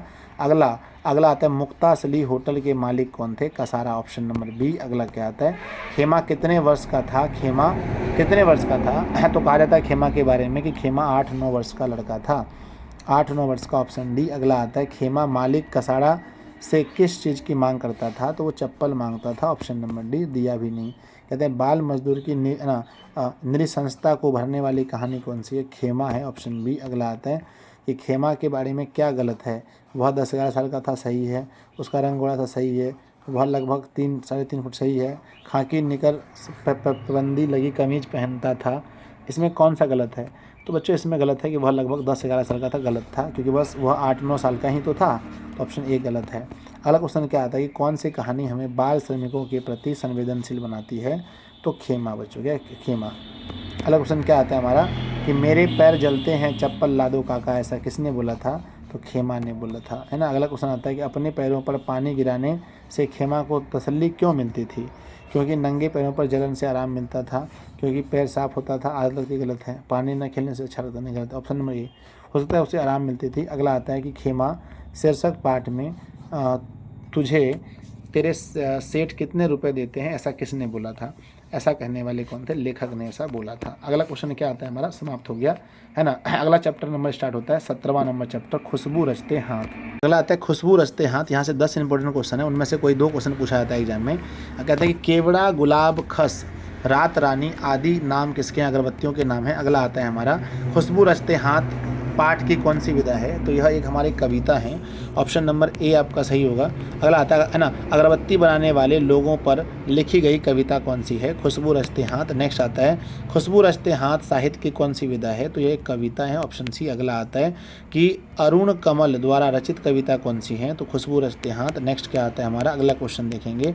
6 नंबर आता है कि गंदे मोहल्ले के करीब है ना के गरीब मजदूर कौन कौन मशहूर अगरबत्तियां बनाते हैं? तो केवार, गुलाब, खस में सभी बनाते हैं। अगला क्वेश्चन क्या आता है हमारा कि खुशबू रचते हाथ कविता के रचयिता कौन है? तो खुशबू रचते हाथ अरुण कमल हैं। ऑप्शन नंबर आपका हो जाएगा ए, बी सही। अगला आता है हमारा कि यही इस गली में बनती है मुल्क की मशहूर अगरबत्तियाँ। प्रस्तुत पंक्ति किस कविता से लिया गया? खुशबू रचते हाथ। नेक्स्ट हमारा कि कौन कविता वंचित लोगों के समृद्ध वनदान की संवेदनशीलता को रेखांकित करती है? तो आपको पता होना चाहिए कि 9 नंबर का खुशबू रचते हाथ क्या होगा? खुशबू रचते हाथ। लास्ट क्वेश्चन है इस चैप्टर का कि खुशबू रचते हाथ शीर्षक कविता में श्रमिक कैसी परिस्थितियों में रह रहे हैं? तो श्रमिक जो हैं वो शहर के कैसी परिस्थितियों में रह रहे हैं? तो कहते हैं गंदियों की गंदगी के बीच रह रहे हैं। ऑप्शन नंबर सी सही है। चलिए स्टार्ट करते हैं अगला चैप्टर। अगला चैप्टर का नाम है हमारे हौसले की उड़ान। यहाँ से बहुत अच्छा क्वेश्चन बनता है ना। हौसले की उड़ान पे बिहार की बहुत सारी ऐसी लड़कियाँ हैं जिन्होंने हौसले की उड़ान लगाई है।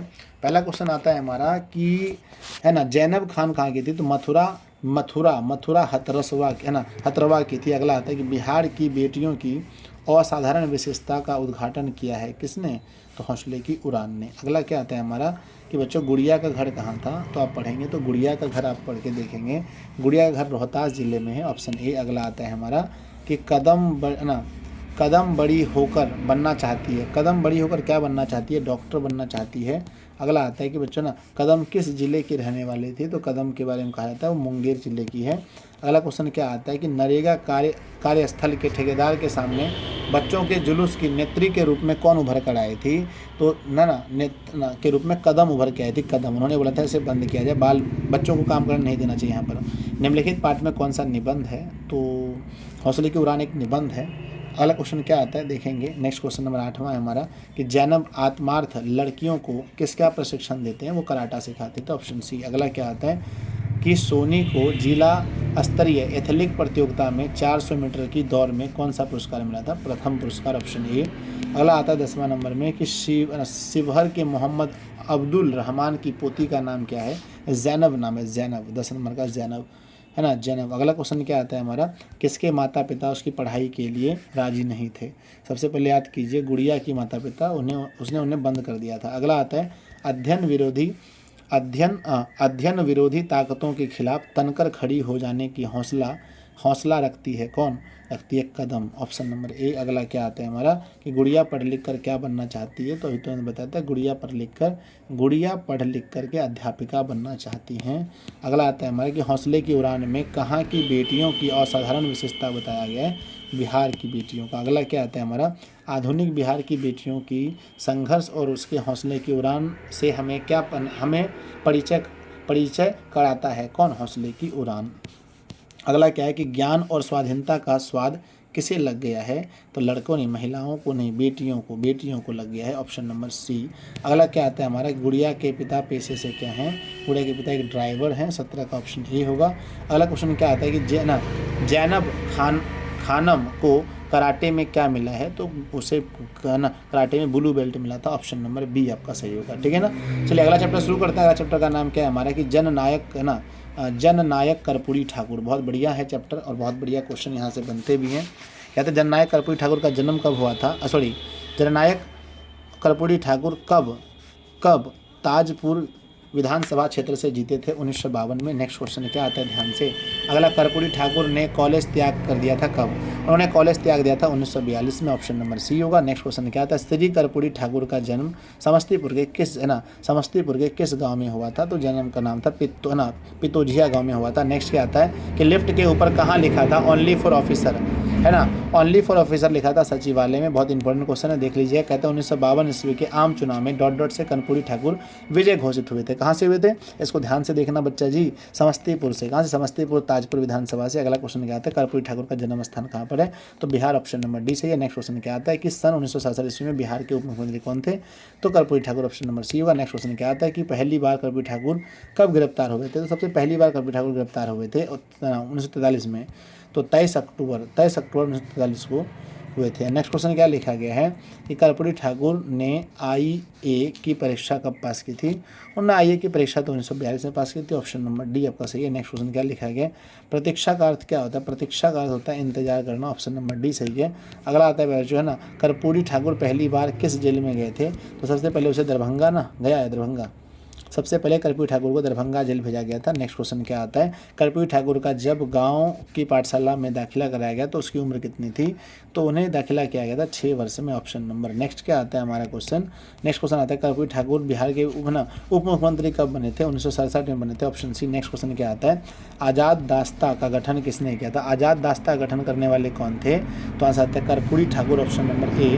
अगला क्वेश्चन नंबर 15 देखते हैं, नहीं बच्चों, आज़ाद दास्ता का क्या था, किसने, जयप्रकाश नारायण ने, सॉरी ऑप्शन नंबर बी होगा। अगला क्वेश्चन क्या आता है, अगस्त क्रांति कब हुई थी, अगस्त क्रांति के बारे में कहा गया है तो 1942 में अगस्त क्रांति हुई थी। नेक्स्ट क्वेश्चन क्या लिखा है,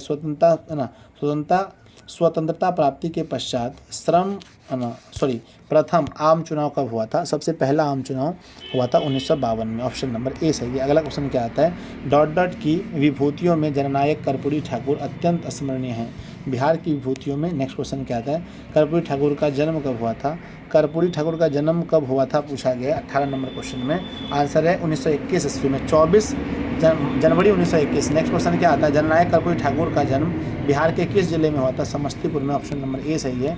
अगला क्या आता है कि कर्पूरी ठाकुर किन पदों से सुशोभित किया गया है, कार्य सभी कुछ है, ऑप्शन नंबर डी इतना। अगला क्वेश्चन क्या लिखा गया है, जननायक किनका उपनाम है, जननायक किनका उपनाम है, तो जननायक तो हम लोग किसको बोलते हैं बताइए, जननायक किसका उपनाम है, तो कहते हैं गुरुजी कर्पूरी ठाकुर को जननायक कर्पूरी ठाकुर कहा जाता है, Karpoori Thakur, option number C होगा। अगला क्वेश्चन देखना, कर्पूरी ठाकुर कितनी बार बिहार के मुख्यमंत्री बने हैं, तो कर्पूरी ठाकुर जो है बिहार के 2 बार मुख्यमंत्री बन चुके हैं।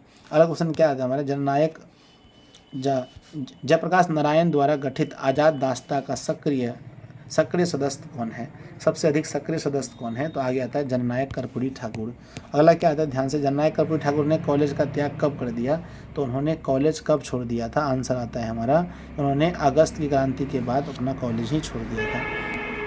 अगला आता है हमारा जननायक कर्पूरी ठाकुर शीर्षक पाठ में कर्पूरी ठाकुर कब से कब तक लगातार विधानसभा के सदस्य रहे थे, कब से कब तक रहे थे, तो 52 से लेकर के स्टार्ट किया था और डायरेक्ट चला था 88 तक।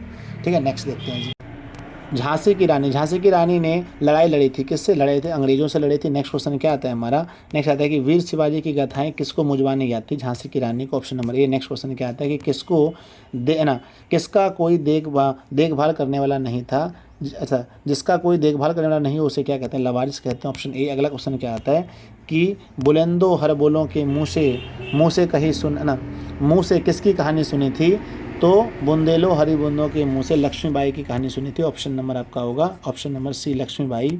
नेक्स्ट आता है हमारा कि चमक उठी सन 57 में वह तलवार पुरानी थी, यह पंक्ति किस कविता से लिया गया, झांसी की रानी से। नेक्स्ट क्वेश्चन क्या आता है कि पुराना तलवार कब चमक उठी थी, कहे थे 57 में, option number C. Next question क्या लिखा गया है कि बूढ़े भारत में भी आई फिर से नई जवानी थी, उपयुक्त पंक्ति में भारत को बूढ़ा कहा गया है क्योंकि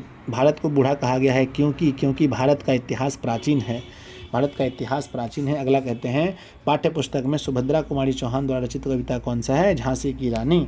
अगला क्या आता है कि झांसी की रानी किनकी गाथाएं जवानी याद थी, तो कहते हैं कि उनको शिवाजी की गाथाएं जवानी याद थी। नेक्स्ट क्वेश्चन आता है कि प्रसिद्ध कविता झांसी की रानी की कवित्री कौन है, सुभद्रा कुमारी चौहान। नेक्स्ट क्वेश्चन आता है कि लक्ष्मीबाई किसकी मुँह बोली बहन थी, तो वह कानपुर के नाना की मुँह बोली बहन थी, 11 नंबर क्वेश्चन का सी होगा। अगला झांसी की रानी कविता किससे हमारा ओजपूर्ण साक्षात्कार कराता है, जीवन वृत्त संघर्ष और विद्रोह का। अगला आता है कि घायल होकर गिरी सिंहनी उसे वीर गति पानी थी, प्रस्तुत पंक्ति कहाँ की है, झांसी की रानी से है। अगला आता है हमारा झांसी की रानी का बचपन का नाम क्या था, तो हम उसे बोलते थे तीरबाई ने लक्ष्मीबाई क्या बोलते थे, झांसी की रानी का बचपन का नाम लक्ष्मीबाई था। ठीक है ना, ऑप्शन नंबर सी आपका सही होगा। नेक्स्ट क्वेश्चन देखते हैं अगला कि झांसी की रानी शीर्षक कविता में सिंहनी किसे कहा गया? सिंहनी कहा गया है किसे? रानी लक्ष्मीबाई को। चलिए आगे बढ़ते हैं, नेक्स्ट चैप्टर देखते हैं। अगला हमारा चैप्टर आता है चिकित्सा का चक्कर। यहाँ से भी क्वेश्चन बनते हैं 2 कम से कम। कहते हैं कि चिकित्सा का चक्कर कहानी में लेखक को नींद एकाएक कितने बजे आई थी? 3 बजे आई थी, आपने पढ़ा होगा। अगला आता है कि राय कृष्णदास हफ्ते में कितनी बार दाढ़ी बनवाते थे? हफ्ते में 9 बार बनवाते थे। अगला क्वेश्चन आता है कि दंत चिकित्सक ने लेखक से प्रति दांत तोड़ने के लिए कितनी फीस मांगी थी? तो एक दांत तोड़ने के उन्होंने 3 रुपये मांगे थे। अगला क्वेश्चन क्या आता है कि इसी बीच मेरी नानी की मौसी मुझे देखने आई, किस पाठ की पंक्ति है चिकित्सा का चक्कर? अगला आता है कि लुकमान नाम का एक हकीम था, ऑप्शन नंबर ए। अगला आता है कि डॉक्टर चूहानाथ कातर जी ने FRCS कहाँ से किया था? उन्होंने FRCS कहाँ से किया था? उन्होंने लंदन से किया था, ऑप्शन नंबर। अगला आता है कि चिकित्सा के चक्कर हास्य व्यंग के लेखक कौन है? चिकित्सा के चक्कर के जो लेखक हैं उनका नाम क्या है? बेढव बनारसी, ऑप्शन नंबर सी। अगला आता है हमारा चिकित्सा का चक्कर साहित्य की कौन सी विधा है? तो चिकित्सा का जो चक्कर है वो साहित्य की हास्य व्यंग है, ऑप्शन नंबर डी। अगला आता है कि लेखक बेढक बनारसी की क्या इच्छा होती है? उसकी इच्छा होती है कि मैं बीमार पड़ने की इच्छा होती है, उसको बीमार पड़ने की। अगला आता है निम्नलिखित में से किस पाठ की विधा व्यंग है? व्यंग किस में है? तो व्यंग चिकित्सा के चक्कर में है। अगला आता है हमारा चिकित्सा पद्धतियों के विरोधाभासों को सफलतापूर्वक उभारा गया है, किसमें? चिकित्सा के चक्कर में। अगला लिखा गया है कि लेखक बेढव बनारसी ने कितने रसगुल्ले खाए थे? तो लेखक ने 6 रसगुल्ले खाए थे। अगला क्वेश्चन क्या आता है कि लेखक बेढव बनारसी कहाँ वैद्य जी के यहाँ वैद्य जी कैसे तशरीफ़ लाए थे? कैसे? पालकी से आए थे वैद्य जी। अगला चिकित्सा का चक्कर शीर्षक पाठ में डॉक्टर ने दांत बनवाने के लिए कुल कितने रुपए मांगे थे? दांत बनवाने के 150 रुपये मांगे थे। ठीक है, तो यहाँ पर इतने क्वेश्चन बहुत इंपॉर्टेंट थे, आप इसको अच्छे से देख लेना जी। अगला चैप्टर क्या आता है? सुदामा। सुदामा का चरित्र श्री कृष्ण किनके पाँव को अपने आंसू जल से धो दिए? तो उन्होंने किसके पाँव को बताइए? तो मित्र सुदामा के पाँव को। अगला आता है कि उपाहन क्या अर्थ क्या होता है? उपाहन का अर्थ होता है जूता, ऑप्शन नंबर बी। नेक्स्ट आता है हमारा कि जदुवंश मणि किन्हें कहा गया है? तो जदुवंश मणि कृष्ण को कहा गया है। नेक्स्ट क्वेश्चन क्या आता है? कृष्ण ने किससे कहा कि चोरी की बानी में होंजू प्रवीणे? किससे कहा था? सुदामा से कहा था। अगला कहते हैं कि नरोत्तम दास हैं, क्या है? नरोत्तम दास क्या हैं? तो वह एक कवि हैं। अगला क्वेश्चन क्या आता है? सुदामा चरित्र के रचयिता कौन है? नरोत्तम दास हैं, ऑप्शन नंबर ए। अगला आता है सुदामा चरित्र किस भाषा में है? तो सुदामा चरित्र जो है वो ब्रज भाषा में है, ऑप्शन नंबर सी थी बी होगा। सुदामा की पत्नी ... थी। सुदामा की पत्नी को अपनी ... पर बड़ा क्षोभ था। सुदामा की पत्नी को अपनी दरिद्रता पर यानी अपनी गरीबी पर बहुत क्षोभ था। सुदामा के पैर कैसे धुल गए? तो गंगा जल से यानी भगवान श्री कृष्ण के आंसू से। सुदामा चरित्र शीर्षक कविता में सुदामा जी पत्नी द्वारा दी हुई चावल की पोटली को कहाँ छिपाते हैं? तो कांख में छिपाते हैं। अगला कृष्ण जी के बाल सखा सुदामा जी क्या करते थे? तो भिक्षा मांगकर भोजन करते थे। अगला क्वेश्चन क्या आता है कि आगे चना गुड़ मात दिए ते लए तुम चाबी हमें नाही दिए, उक्ति किसकी है? तो कृष्ण ने कहा था सुदामा को। अगला कहते हैं कि सुदामा चरित्र शीर्षक कविता किससे हमारा परिचय कराती है? तो हिंदी आधुनिकता से, आधुनिक गद्य से किससे परिचय कराती है? तो प्राचीन गद्य से। अगला आता है हमारा कि अपनी गरीबी दूर करने के लिए सुदामा जी किसके पास गए थे? भगवान श्री कृष्ण के पास गए थे। हम उम्मीद करते हैं कि यहाँ से सारे क्वेश्चन को आप बना लोगे। लास्ट आता है हमारा कि राह भटके हिरण के बच्चे। यहाँ से 6 क्वेश्चन बने हैं। राह भटके हिरण के बच्चे, पहला क्वेश्चन, राह भटके हिरण के बच्चे कविता के रचयिता कौन है? तो इसके जो रचयिता है वो डॉक्टर नी वेद नाम लिखा गया। अगला क्वेश्चन आता है हमारा कि वेदना का अर्थ क्या होता है? वेदना का अर्थ होता है पीड़ा। वेदना का अर्थ होता है पीड़ा। नेक्स्ट क्वेश्चन ध्यान से देखिएगा, कहते हैं कि जाड़े की रात में पहाड़ पर कौन रो रहा था? ये क्वेश्चन पक्का आएगा, आंसर कहना हिरण का बच्चा, हिरण रो रहा था। अगला राह कभी भटक गया, है ना, राह कभी भटक गया, है ना, राह भटक गया था कौन? राह भटक गया था कौन? तो आंसर कहना है ना हिरण का बच्चा। राह कौन भटक गया था? राह जो है वो कौन भटक गया था? हिरण का बच्चा। अगला आता है कवि हिरण के बच्चे को क्या आश्वासन देता है? आश्वासन देता है कि तुम्हारी माँ मिल जाएगी, तुम्हारी माँ मिल जाएगी। लास्ट क्वेश्चन है, राह भटके हिरण के बच्चे को शीर्षक कविता के अनुवादक कौन है? इसके अनुवादक जो हैं राजेंद्र प्रसाद मिश्र इसके अनुवादक हैं। हम उम्मीद करते हैं आप 23 चैप्टर को देख लेंगे। 23 चैप्टर को देख लेंगे अगर आप पूरा, तो आपके एग्जाम में यहाँ से 40 नंबर लगभग आ जाएंगे और आपको बढ़िया से सही कर देना है, ठीक है ना। पूरी वीडियो को पूरा अच्छे से देखना जी। अगर आपको वीडियो अच्छा लगा हो तो बच्चों लाइक जरूर कर लेना और अपने सभी अच्छे दोस्तों में शेयर कर देना। चैनल पर पहली बार है तो सब्सक्राइब वगैरह करके रख लीजिए, ठीक है ना। आपके पेपर में ये बहुत काम आने वाला है। 40 से 50 नंबर आपका आ जाएगा। अब सिर्फ आपके 2 अंक के प्रश्न का वीडियो का लिंक इसके नीचे है, वहाँ से 2 अंक देख सकते हैं आप। और 5 अंक अब रह गया, आप बोलोगे सर व्याकरण, तो व्याकरण मैंने फुल व्याकरण पढ़ा दिया है, वो आपको दोनों जगह काम आएगा ना। चाहे वो व्याकरण किसके लिए हो, व्याकरण आपको दोनों जगह काम आएगा। चाहे वो व्याकरण जो मैंने पढ़ा है, वो जो व्याकरण है आपका, वो आपको 2 जगह काम आएगा। पहले तो मैं आपको ऑब्जेक्टिव के लिए व्याकरण पढ़ाया हूँ, अगला फिर मैंने सब्जेक्टिव के लिए बताया कि कैसे हम गद्यांश बनाएं, कैसे निबंध बनाएं, कैसे पत्र लेखन करें, कैसे संवाद लिखें, ये भी मैंने बताया। तो आपको 2 वीडियो देखना है। एक देखना सबसे पहले व्याकरण का ऑब्जेक्टिव, दूसरा देखना है व्याकरण का सब्जेक्टिव, तीसरा देखना है क्या आपको, तीसरा देखना है आपके 2 अंक के प्रश्न। अभी एक है ना, एक और वीडियो मिलेगी जिसमें 5 अंक के प्रश्न को हम कर देंगे, ठीक है ना। कोशिश करेंगे, अगर नहीं होता तो आप अपने से कर लेना जी। लव यू प्यारे बच्चों। ये सारी वीडियो का लिंक नीचे से वीडियो के डिस्क्रिप्शन में है, जाके जरूर देख लेना सब लोग। लिंक दे दिया गया इस वीडियो के नीचे, है ना, देख लेना जाकर सब लोग, है ना। धन्यवाद आप सभी का।